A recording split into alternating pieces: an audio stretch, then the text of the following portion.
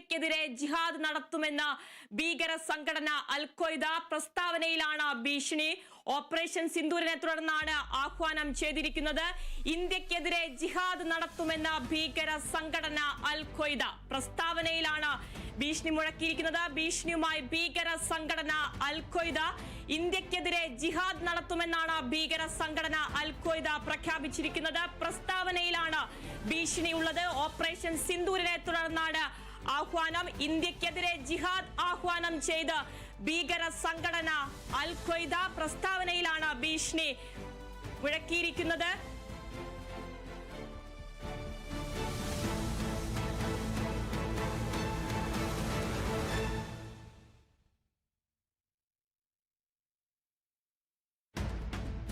ഇന്ത്യക്കെതിരെ ജിഹാദ് നടത്തുമെന്ന ഭീകര സംഘടന അൽ ഖ്വയ്ദ പ്രസ്താവനയിലാണ് ഭീഷണിയുമായാണ് ഭീകര സംഘടന അൽ ഖ്വയ്ദ എത്തിയിരിക്കുന്നത്. വിവരങ്ങളുമായി അതുല്യ രാമചന്ദ്രൻ ചേരുന്നുണ്ട്.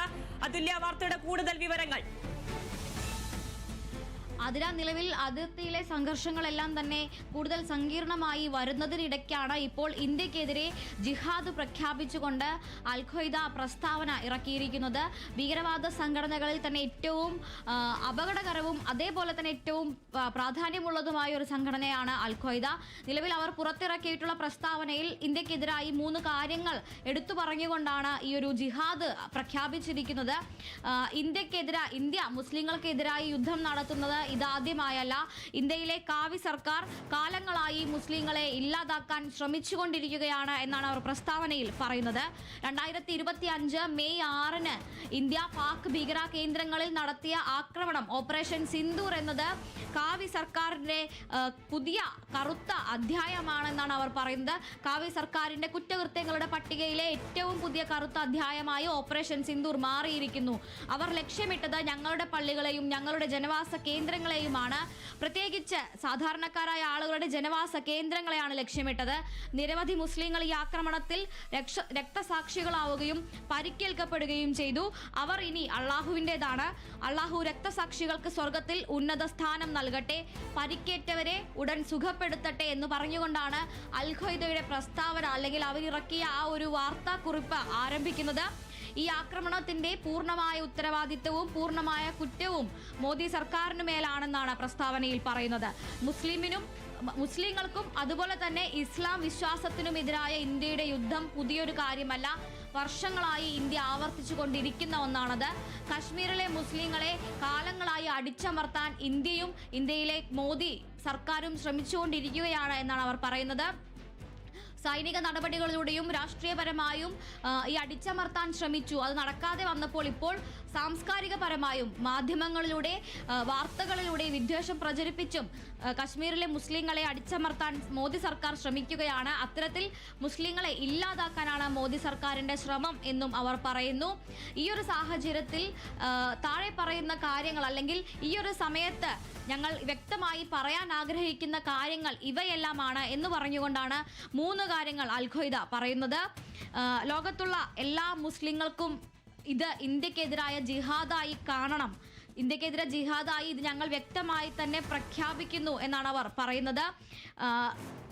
എല്ലാ മുസ്ലിങ്ങളെയും സംരക്ഷിക്കുക അല്ലെങ്കിൽ അടിച്ചമർത്തപ്പെട്ട മുസ്ലിങ്ങളെ സംരക്ഷിക്കുക എന്നത് ഞങ്ങളുടെ കടമയാണ് എന്നതാണ് അൽ ഖ്വയ്ദ പിന്നീട് പറയുന്നത്. ഇന്ത്യൻ ഉപഭൂഖണ്ഡത്തിലെ അടിച്ചമർത്തപ്പെട്ട മുസ്ലിങ്ങളെ സംരക്ഷിക്കാൻ അതേ ഭൂഖണ്ഡത്തിലെ മുസ്ലിങ്ങൾ തന്നെ പിന്തുണ നൽകണം എന്നവർ പറയുന്നുണ്ട്. ഒരു തരത്തിൽ പറഞ്ഞാൽ രാജ്യത്തെ മുസ്ലിങ്ങളോടുള്ള ഒരു ആഹ്വാനം കൂടിയാണ് അത്. ഞങ്ങൾക്കൊപ്പം നിൽക്കണം എന്നുള്ള ഒരു ആഹ്വാനം കൂടിയാണ് ഇതിലൂടെ അൽ ഖ്വയ്ദ നൽകുന്നത്. അള്ളാഹുവിൻ്റെ നാമത്തിൽ മുസ്ലിങ്ങൾക്ക് എല്ലാവിധ പിന്തുണയും നൽകണം. അതേ അള്ളാഹുവിൻ്റെ സഹായത്തോടെ തന്നെ മുസ്ലിങ്ങളുടെ അതിക്രമങ്ങൾക്ക് പ്രതികാരം ചെയ്യാൻ മുന്നിട്ടിറങ്ങുമെന്നും അവർ പറയുന്നുണ്ട്. പ്രതികാരം ചെയ്യുന്നതുവരെയും മുസ്ലിങ്ങൾ അവർക്ക് പിന്തുണ നൽകണം. അതോടൊപ്പം തന്നെ അള്ളാഹുവിൻ്റെ നാമം ഉയർത്തപ്പെടുന്നതുവരെ പോരാടുക തന്നെ ചെയ്യും എന്നാണ് അൽ ഖ്വയ്ദ പ്രസ്താവനയിൽ അവസാനമായി പറയുന്നത്.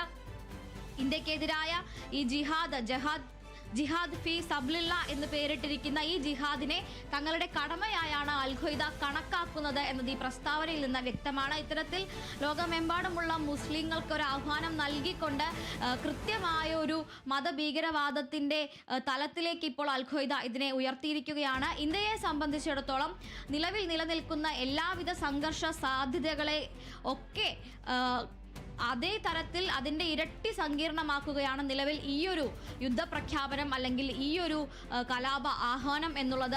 വർഗീയമായ തലത്തിലും മതാധിഷ്ഠിതമായ തലത്തിലും വലിയ രീതിയിൽ നിലവിലെ ഇന്ത്യൻ രാഷ്ട്രീയ സാഹചര്യത്തിൽ പ്രത്യാഘാതങ്ങൾ ഉണ്ടാക്കാൻ കഴിവുള്ള ഒരു പ്രസ്താവന കൂടിയാണ് ഇത് എന്നിരിക്കെ വലിയ രീതിയിലുള്ള നയതന്ത്രപരമായ നടപടികൾ തന്നെ സ്വീകരിക്കേണ്ടി വരും. പ്രത്യേകിച്ചും വലിയ രീതിയിലൊരു കമ്മ്യൂണൽ ഹാർമണിക്ക് അല്ലെങ്കിൽ ഒരു മത സൗഹാർദ്ദത്തിന് കോട്ടം തട്ടാത്ത രീതിയിൽ ഈ ഒരു വിഷയത്തെ കൈകാര്യം ചെയ്യേണ്ടതുണ്ട്. നിലവിലെ ഇന്ത്യൻ സാഹചര്യത്തിൽ അത് അനിവാര്യമാണ് എന്നതുകൂടി ഈ സമയത്ത് നമ്മൾ ഓർക്കേണ്ടതുണ്ട്.